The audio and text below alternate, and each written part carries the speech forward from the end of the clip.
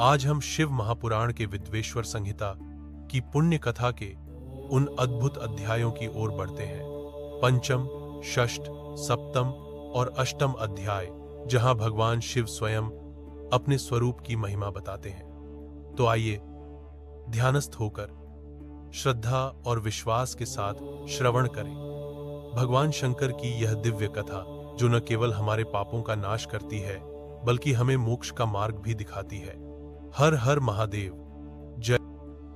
पांचवां अध्याय, शिवलिंग का रहस्य एवं महत्व।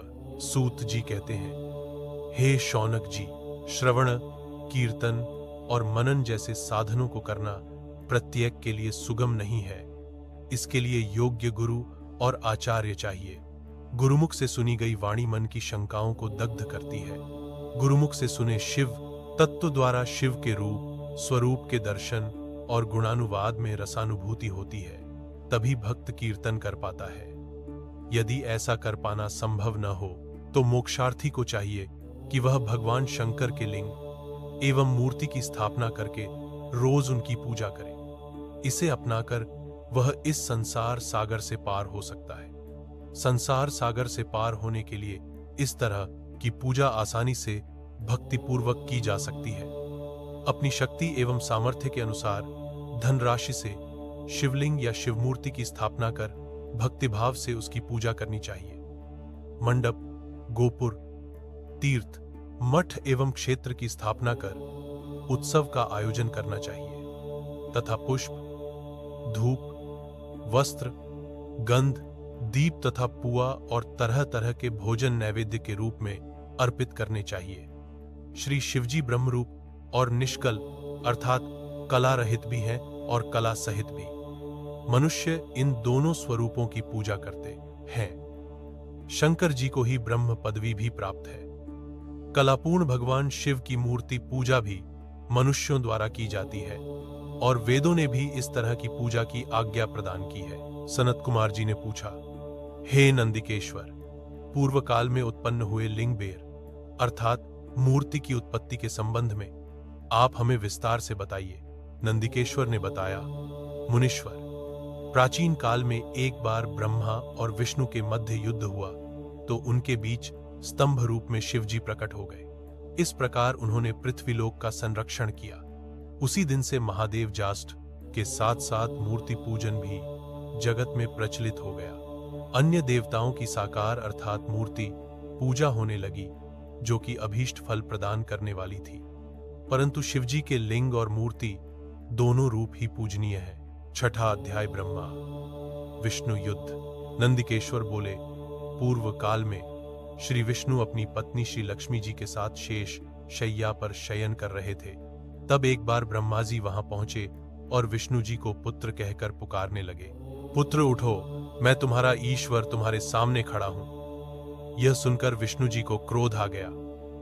फिर भी शांत रहते हुए वे बोले, पुत्र, तुम्हारा कल्याण हो। कहो अपने पिता के पास कैसे आना हुआ।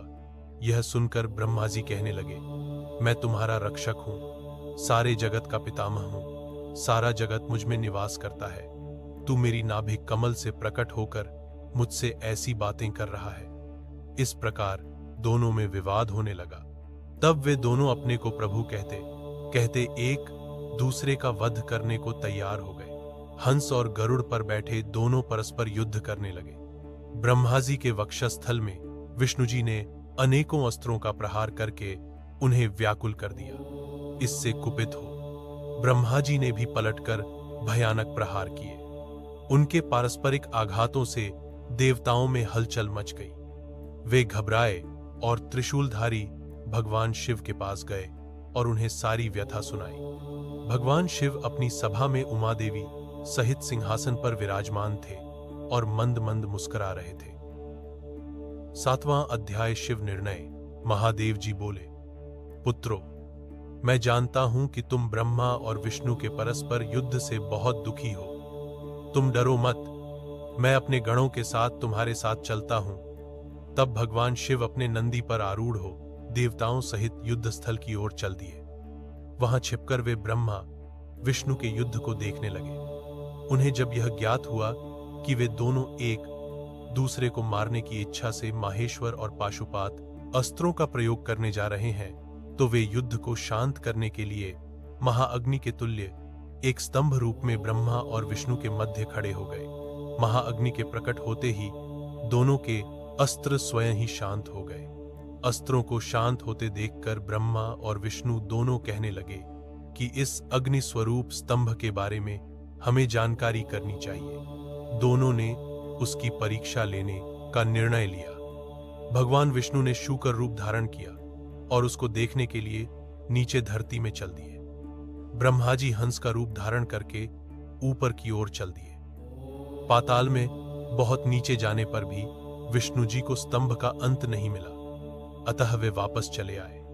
ब्रह्मा जी ने आकाश में जाकर केतकी का फूल देखा। वे उस फूल को लेकर विष्णु जी के पास गए। विष्णु ने उनके चरण पकड़ लिए। ब्रह्मा जी के छल को देखकर भगवान शिव प्रकट हुए। विष्णु जी की महानता से शिव प्रसन्न होकर बोले, हे विष्णु जी, आप सत्य बोलते हैं, अतः मैं आपको अपनी समानता का अधिकार देता हूं। 8वां अध्याय ब्रह्मा का अभिमान भंग। नंदिकेश्वर बोले, महादेव जी ब्रह्मा जी के छल पर अत्यंत क्रोधित हुए। उन्होंने अपने त्रिनेत्र तीसरी आंख से भैरव को प्रकट किया और उन्हें आज्ञा दी कि वह तलवार से ब्रह्मा जी को दंड दे। आज्ञा पाते ही भैरव ने ब्रह्मा जी के बाल पकड़ लिए और उनका 5वां सिर काट दिया। ब्रह्मा जी डर के मारे कांपने लगे।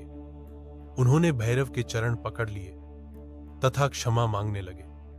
इसे देखकर श्री विष्णु ने भगवान शिव से प्रार्थना की कि आपकी कृपा से ही ब्रह्मा जी को 5वां सिर मिला था, अतः आप इन्हें क्षमा कर दें। तब शिव जी की आज्ञा पाकर ब्रह्मा को भैरव ने छोड़ दिया।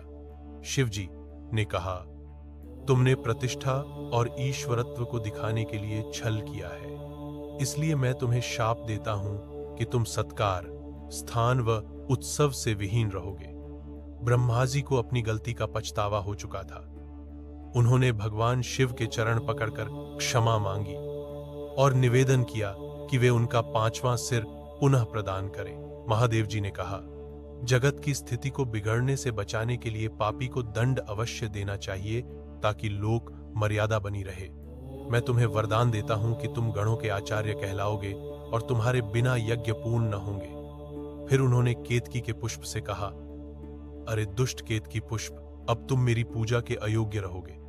तब केतकी पुष्प बहुत दुखी हुआ और उनके चरणों में गिरकर माफी मांगने लगा। तब महादेव जी ने कहा, मेरा वचन तो झूठा नहीं हो सकता, इसीलिए तू मेरे भक्तों के योग्य होगा। इस प्रकार तेरा जन्म सफल हो जाएगा। जय शिव शंकर। आज हमने विद्वेश्वर संहिता के उन रहस्यमय अध्यायों को सुना। यदि आपने श्रद्धा और प्रेम से इस कथा को सुना है तो निश्चय ही आपके भीतर शिव का प्रकाश जागा है।